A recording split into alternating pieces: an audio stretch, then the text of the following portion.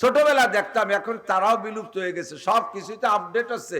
ছোটবেলা শিয়াল দেখতাম যেভাবে, ইদানিং আপনারা তো সন্ধ্যাকালে, আমি আমার সাথে শিয়ালের সাথে খুব সাক্ষাৎ হয়, সারা দেশ বেরোতে গাড়িতে রাতভর দৌড়ে বেড়াই, বিশেষ করে টাঙ্গাইল, ময়মনসিংহ, সিলেট ওই এলাকা, জঙ্গলি এলাকায় হাজার হাজার শিয়াল রাস্তাঘাটে বাঁধে, কিন্তু শিয়ালের সেই ডাক শুনি না। আগে সন্ধ্যার সময় একটা ডাক দিত, ঈশার পরে শোবেন তা বলে একটা এলান দিত যে এখন ঘুমের সময় তো সবাই শুয়ে পড়ো, কারণ তোমরা সজাগ থাকলে আমাদের ডিউটিতে ত্রুটি হয়। মানুষ সজাগ থাকলে শিয়ালের ডিউটি, ওর আমলের ঘাটতি। এই জন্য ওই সময়টা ডাক দিয়ে টাইম বলে দিত যে শোয়ার সময় হয়েছে। আবার শেষ রাত্রি সে একটা তাহাজ্জুদের ডাক দিত শিয়ালে, ঠিক না? ফজরের আগে একটা ডাক দিত, এটা ফজরের আজানের ডাক। আল্লাহ, এরা ডাকে, এরা কিন্তু ওজন্যই ডাকে। সদায়ে কুমরিয়া বাসাদ বকুকু বগোশে মন্দরায়া দাল্লাহু चमन में चू चू कर कहते हैं बुलबुल के फुलू में अल्लाह मिया तू हाय तू বুলবুল পাখি ফুলের মধ্যে মুখ দিয়া চু চু করে ডাকে, আমরা মনে করি কুহু কুহু করে ডাকে। ও আল্লাহর জিকির করে, আল্লাহু আল্লাহু আল্লাহু, ও কিন্তু আল্লাহর জিকির করে। রাতের বেলা ভুতুম পাখি গাছের ডালে বৈশা কুক কুক কুক করে একটা ডাক দেয়। আমরা বলি ভুতুম ডাকতেছে, এটা রোগ ডেকে আনতেছে। এই কুক পাখি ডাকলে বাড়ির মানুষের রোগ ব্যাধি হয়। আসলে আপনার মনের ধারণা অনুযায়ী রোগ হইতে পারে। ওই ভুতুম পাখি তার ডালের পর বৈশা, তার বাসায় বৈশা ওই কুক কুক করে আল্লাহ পাক রব্বুল আলামিনের জিকির করে। শিয়ালে সন্ধ্যাকালে ডাকে, রাত 9টার সময় ডাকে, শেষ রাত্রিও ডাকে, ফজরের সময় ডাকে, মোরগে শেষ রাত্রি ডাকে, রাত 4টের সময় একটা ডাক দেয়, মোরগে 3টের সময় একটা ডাক দেয়, ওই ডাকটা তাহাজ্জুদের আজান দেয়।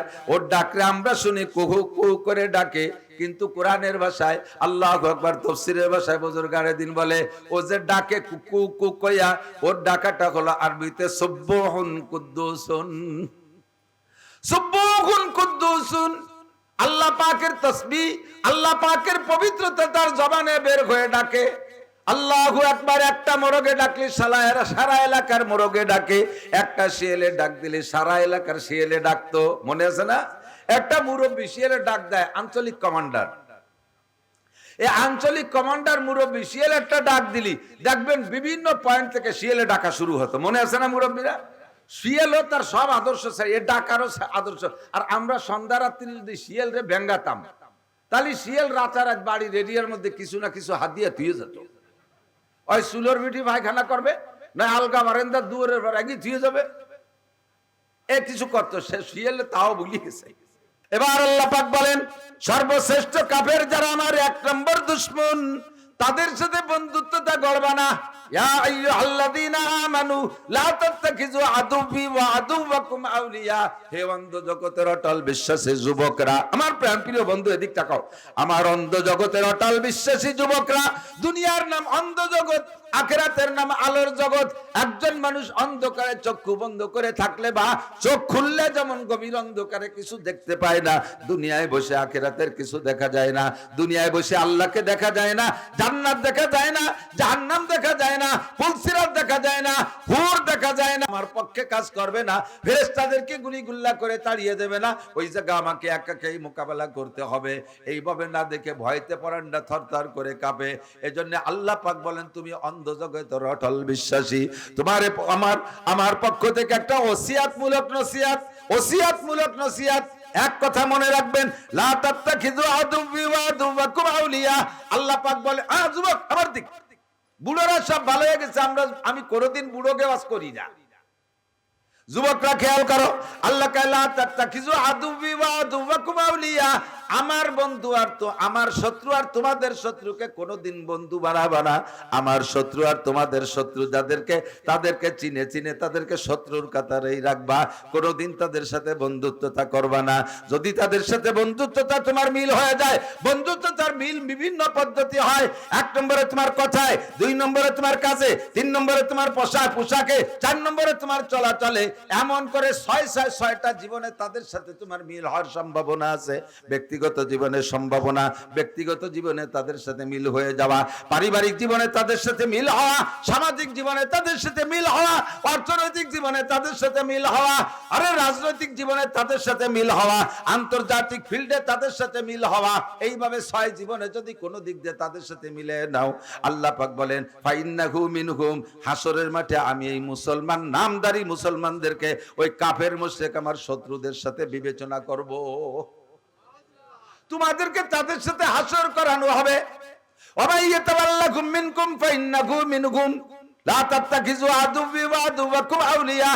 আল্লাহ বলেন আমার শত্রু তোমাদের শত্রু বন্ধু বানাবা না। এবার আল্লাহর শত্রু আমাদের শত্রুকে আমরা চিনি না, আল্লাহর নাম ধরে উচ্চারণ করে চিনাই দিলেন। খেয়াল করেন, ডেলি ডেলি আস্তাগফিরুল্লাহ আস্তাগফিরুল্লাহ আস্তাগফিরুল্লাহ আস্তাগফিরুল্লাহ। আরে কি কেউ কাছে না তসবিহ পড়ে, তসবিহ পড়ে। হ্যাঁ, আমার হাস আসে। চার দোকানে বসে গল্প হতিছে, হাসিনে খালেদা এরশাদ জিয়া মজিবার, আবার গুটি চলতি তালে আছে। দেখছেন না এরকম? আর তোমার সুবহানাল্লাহ পড়তে এই মালা লাগে নাকি? হ্যাঁ, এটা হাতে থাকলি পড়ার একটা আগ্রহ পয়দা, ঠিক আছে, কিন্তু না পড়ে গুটি চালাবা কে? কথা বল। তো বলে শায়ের বলে তওবা পারলাম সবহে বরকত দিল পুরা জোকে গুনা মাসিয়াতরা খান্দামি আয়াত যে ইস্তিগফারে মা মাসিয়াতরা খান্দামি আয়াত যে ইস্তিগফারে মা। মুখে আস্তাগফিরুল্লাহ, রাতে তাসবিহ, আর ভিতরে ভিতরে ব্যারাকের টাকা কোন অফিসে গেছি তাড়াতাড়ি পাওয়া যায়, কোন জায়গা গেলে ঘুষ পাওয়া যায়, কোন জায়গা গেলে সুদ পাওয়া যায়, কিভাবে কি করা যায়, যত আকাবের প্ল্যান ভিতরে ভিতরে, আর মুখে আস্তাগফিরুল্লাহ হাতে তাসবিহ। এই তাসবিহ দিয়ে আর আস্তাগফিরুল্লাহর মুখ ভরে হাসে, কত বড় বাটপার, কি সিটার। এর আছে না নাই?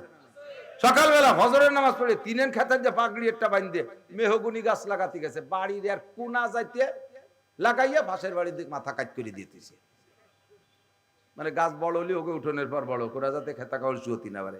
এরকম দিনদার ক্রিমিনাল আছে না কিছু? কুজড়ুও আস্তাগফিরুল্লাহ বহুত, এ বহুত। তুমি মিয়া গাছ লাগাও, তোমার সীমা নাই। এই গাছটা বড় হবে, বড় হওয়ার পর সে দুই দিক বড় হবে, দুই দিক বড় হলে ওই পাশের বাড়ির দিকে চলে যাবে, তাকে আধা হাত জায়গা দখল করে ফেলবে। এটি তো তুমি কোনোদিন ছাড়বা না। তুমি বলবা গাছ আমার তো জায়গা আবার। এই শয়তানি বাদ দাও। তা আপনি যে গুনাহ থেকে তওবা করেছেন, ওই তওবা কবুল হয়েছে, প্রমাণ হলো মরার আগে যদি আর সেই গুনাহ না করেন। আপনি ইবাদত করবেন, ইবাদতের একটা প্রতিদান আছে। প্রত্যেক ইবাদতের সময় নাই বলতে পারলাম না, প্রত্যেক ইবাদতের প্রতিদান আছে। দুনিয়ার দিক দিয়েও দুনিয়ার প্রতিদান আছে। আপনার এই ইবাদত কবুল হয়েছে তার প্রমাণ হলো যদি আপনি এই প্রতিদান পান। ইবাদত কবুলের আরেকটা আলামত হলো যে এই যে ইবাদত নিয়মতান্ত্রিক, ফরজ, ওয়াজিব, সুন্নাত, এই ইবাদত গুলো একবার করার পরে পুনরায় যদি আরেকবার করার সুযোগ পান, তাহলে বুঝবেন যে আগেরটা কবুল হয়েছে। আপনি হজ করে আসছেন, কমপক্ষে আরেকবার যদি উমরা করার সুযোগ পান, তাহলে আপনার ওই আগের হজটা কবুল হয়েছে, এটা তার প্রমাণ। কারণ আল্লাহ তাআলা আপনার হজটা দিকে লাইক করছে, আল্লাহ পছন্দ করছে, আল্লাহ কমেন্টস করছে। আল্লাহ ঠিক আছে, হে আব্দুল খালিক, তুই আরেকবার আসিস। তুই যেভাবে তওব করলি আর আরাফাতের মাঠে কানলি, তোর কান্দার তওব আমার খুব ভালো লাগছে, তোরে দাওয়াত দিয়ে দিলাম, তুই আরেকবার আসিস। ফিরেবার জাতি পারলে বসবেন যে আপনার আগেরটা পছন্দ হয়েছে, বিদায় মালিক আপনার দাওয়াত দিতেছে। আপনার বাড়ির রাজমিস্ত্রি কাজ করছে, এক জোড়া মিস্ত্রি, তাদের কাজ ভালো হলে আপনি তারে দাওয়াত দিয়ে দেন, এ জামাল তোরা জোড়া, এই জোড়াই কিন্তু কালকেও আসবি, আর যার সময় 20 টাকা বেশি নিয়ে যাস, দুইজন চা খেয়ে যাস। আর আরেকজনরা 200 গাচ্ছে, দুইজন, একটা রাজমিস্ত্রি একটা হেল্পার মিলে এদিকে 100 ফিট ওয়াল গাচ্ছে, 200 ইট গাচ্ছে, তা দুড়া সাপের মতো সোজা। ওরে কি কবেন? কোন পাশ ফিলাস না, দুই পাশে দাঁত বাইরে হলো। ওরে কি কবেন?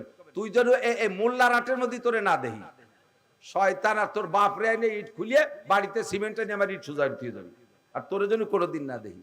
মসজিদে যদি আপনি জোহরের নামাজ সুন্দর করে পড়েন, আল্লাহ পাক ওই সময় দাওয়াত দিয়ে দেয়, এ আব্দুল খালেক মোল্লা, তুমি কিন্তু আসরে আসবা, তোমার নামাজ আমার এত ভালো লাগছে, তুমি আসরেও আসবা, দাওয়াত দিয়ে দিয়েছে। আর একজন জোহরের নামাজ পড়তে যায়, এরকম বেহায় দাঁড়াইছে। আল্লাহর কয় যে সূরা, তোরে মসজিদের সময় আসরের সময় মসজিদে তোর ঠ্যাং ভেঙে গেলে দন বাড়বে দাতাল, মসজিদে এসে বেহায় দাঁড়াতাইস, ওই যা কম ইলা সালাতে কম কুসালা, আল্লাহ থাক কইছে কম কুসালা, ওর সাথে সাথে বেহা কুড়ায় দাঁড়াইছে। নামাজ পড়ছে কোন কোন সূরা দিয়ে, আগের রিকাতে কোন সূরা পড়ছে, পরের রিকাতে তা মনে নাই। আন সালাতিহিম সাহুন, আন সালাতিহিম সাহুন, নামাজ ভুলে যায়। তোর মতো বেডঙ্গারে আল্লাহ দাওয়াত দেয় না, তুই আর মসজিদে আসবি না। যার কারণে জোহরের সময় জোহর পড়ে গেছে, আসরের সময় নানান ঝামেলা বেঁধে গেছে, ভর্তি পারলো না। কেন ফেললি না? তোমার জোহরের নামাজ পছন্দ হয় নাই, আল্লাহ জন্য তোমার দাওয়াত দেয়নি। কথা কি বুঝছেন? প্রত্যেক ইবাদত কবুল হওয়ার আলামত হলো ওই ইবাদত ততোধিকবার করার সুযোগ পাওয়া। আর তওবা কবুল হওয়ার আলামত হলো যে গুনাহ থেকে তওবা করছেন আর সেই গুনাহ জীবনে না করা। আল্লাহ তাআলা আমাদের ইবাদত বন্দেগী সঠিকভাবে করার তৌফিক দান করুন, আমাদের ইবাদত কবুল করুন। বলেন রব্বানা তাকাব্বাল মিন্না ইন্নাকা আনতাস সামিউল আলিম ওয়া তুব আলাইনা ইন্নাকা আনতাত তাওয়াবুর রহিম। তওবাটাও কবুল করো, ইবাদতও কবুল করো, খালেস তওবা করে দুনিয়া থেকে যাওয়ার তৌফিক দান করো।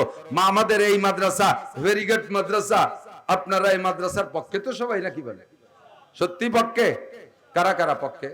ভয় নাই, টাকা চাচ্ছি না, একটু দেখতে চাচ্ছি হাতগুলো ভিডিও হয়ে যাক, আর সে আজিমের দরবারে ভিডিও হোক। মাদ্রাসার পক্ষে হজে যাবেন, হজে যাবেন, উমরায় যাবেন, যাবেন, আল্লাহ কবুল করুক, বলেন আমিন। একবার হজ উমরা করে আসলে বাকি জিন্দেগিতে নামাজে দাঁড়াইলে আল্লাহু আকবার বলার সাথে সাথে চোখের সামনে কালো গড্ডা এসে বেঁচে ওঠে, কাবা ঘর চোখের সামনে বসে। যাবেন যাবেন যাবেন, আল্লাহ কবুল করুক। উমরায় যাইতে লাগে 2 লাখ বর্তমানে, আর হজে যাইতে লাগে 6-7 লাখ কমপক্ষে।